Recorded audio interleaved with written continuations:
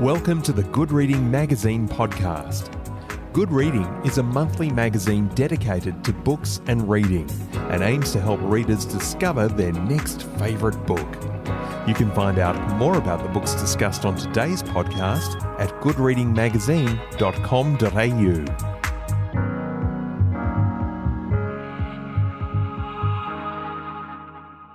Skandar watched 25 unicorns, each twice the size of a horse, explode forward as the starting bar rose above their horns. The riders' armoured legs banged against the competitors on either side as they urged their unicorns on to get an early lead, crouching low in their saddles, gathering speed. And then it was Skandar's favourite part. The unicorns began to stretch out their great feathered wings and take off, leaving the sand of the arena far below. The microphones picked up the riders as they whooped through their helmets. And it also picked up something else. A sound that still sent shivers down Skandar's spine, though he'd heard it on race day every year of his life. Guttural bellows from deep within the unicorns' chests, more terrifying than a lion's roar, more ancient and primal than anything he'd heard on the mainland, the sort of sound that made you want to run. Hello, and a very warm welcome to the Good Reading Podcast. F Steadman began her writing career scribbling stories in notebooks. But before she began focusing on writing, she worked in law until she realised that there wasn't nearly enough magic in that profession. Today we're talking to Annabel Steadman about her debut novel, Skandar and the Unicorn Thief. Annabel Steadman, welcome to the Good Reading Podcast. Hi, it's so great to be here. In a moment, I'm going to introduce you to young reader and podcaster Grace Grenfell. But first, I'd like to ask you, Annabel, what draws you to the world of magic and to the dark side of fantasy adventure? Well, I think I grew up with fantasy books. And so for me, it's very familiar territory. I've always loved escaping into fantasy stories. And particularly magic, I think there's just something really special about it that allows you to really escape into your imagination. And I think in terms of the darker side, I just think there's something interesting about that, kind of mixing the fun and the slightly darker parts of magic that allows you to make a really good story. And what part do the four elements play in Skandar and the Unicorn Thief? Well, so the four elements are the foundation, really, of the magic of the island, which is where the unicorns live. The island is formed around four elemental fault lines. And so really the mythology of Skandar and the Unicorn Thief all comes back to the fire, water, earth and air elements. Each of the unicorns have different aspects of those four elements, don't they? Yes. So I didn't want to write something where you were only a fire wielder, for example. You could only wield the fire element and your unicorn was a fire unicorn only. I think each rider and unicorn have an element that they're best at, but they can still use all the other ones, because I thought that was much more interesting and also in a deeper way more reflective of people's personalities. You know, we're not just one type of person, we're kind of made up of all different kinds of elements, I suppose. And how do the unicorns wield those elements? So when a unicorn hatches, with their rider, something special happens with their palm, the rider's palm. And that's how the magic is kind of transferred in a bond between the unicorn and the rider. So unicorns can kind of blast the different kinds of magic on their own, but if they want to do more refined, then the bond is very important for that.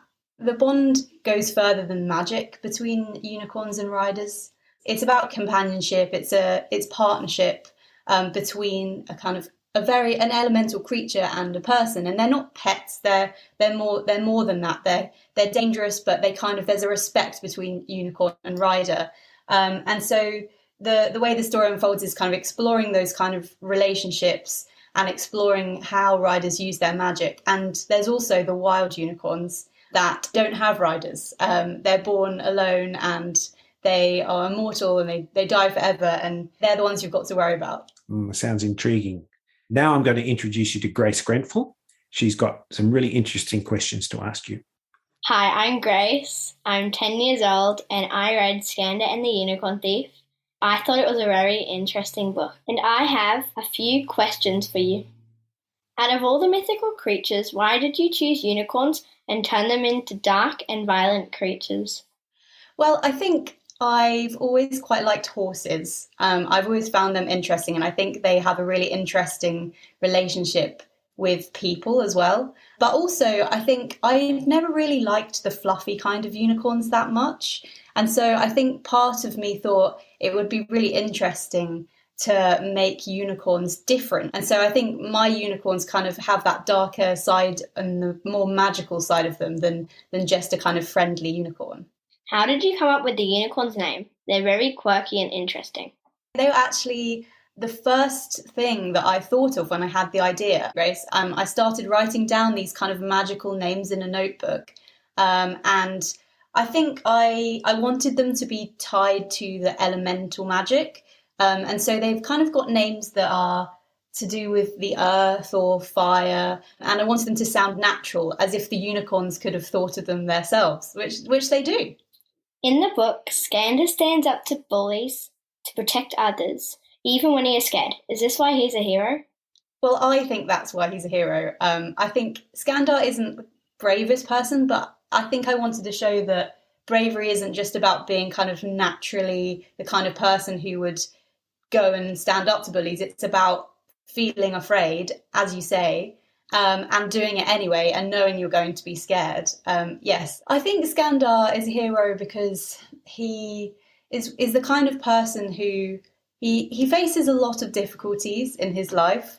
He's got quite a difficult home life on the mainland, and even though he's going through all of that, he's very kind. And I think kindness is a really important part of being a hero, because it means that you think about other people. You don't just plow on and do whatever you want to do. I think he's a really good friend as well. He can't really be a hero on his own, Skandar. He has to have his group of friends to help him. And I think that's what makes him a hero too. They're all heroes together, and their friendship means that they can win in the end. Skandar, Mitchell, Bobby and Flo are all very different but become great friends. Are they based on your own friends? Well, I wish they were. No. They're kind of based on who Skandar really needed, I think, in his life. The first person that he meets is Bobby in the line for the hatchery. And, she's very different to him. She doesn't care what people think. She's very, very confident. And she's the kind of person that would say, no, it's fine. You just go on, do whatever you like. And then Flo is a lot gentler, and she's very kind of stable in a way that Skandar can be quite flighty, and he doesn't really go with his head. He goes with his heart sometimes. And then Mitchell is different again. And I think that's why they work as a group, because they balance each other out. But I think there are parts of my friends and people I know in all the characters, because when you're writing, you need to take things from real people. You can't just make them up from nowhere. And I think there's also parts of me in all of them. I don't think I'm not any of them in particular, but there are bits of me that I've used as well. I hope that answers that, Grace. Are you going to write a second book? I think Kenna would be a great main character. She really deserves to get her own unicorn. Well, I've actually already written the second book, and I've started the third one as well, because I'm hoping that it will be a 5-book series. And I think that you'll be pleased with how Kenna's story goes. Thanks for answering my questions, Annabel. The unicorns are very interesting creatures. Thank you so much for your questions, Grace. They were absolutely brilliant. Thanks, Grace. And Annabel Steadman, thank you for joining me on the Good Reading Podcast. Thank you so much. Grace Grenfell and I have been talking to Annabel Steadman about her new book, Skandar and the Unicorn Thief. It's published by Simon & Schuster, and you can find it at goodreadingmagazine.com.au. My name's Greg Dobbs, and thanks for listening.